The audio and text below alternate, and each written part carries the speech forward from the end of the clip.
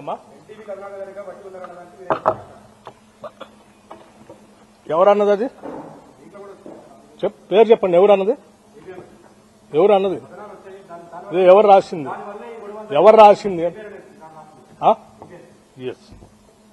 మరి ఆయన ఏడ కూర్చొని విన్నాడో, ఏడ చూసి రాశాడో నాకు తెలియదు. అది కూడా అడుగుతాను. Question of my self respect.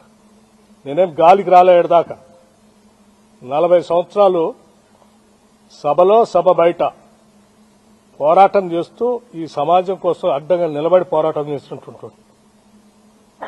నీచ నికృష్టపు దిగజారిపోయి రాజకీయాల కోసం ఇటువంటి కట్టుకథనాలను సృష్టించడం, లేకపోతే వాటిని స్ప్రెడ్ చేయటం చేసే అంత వీక్ క్యారెక్టర్ కాదు బట్టి విక్రమార్క.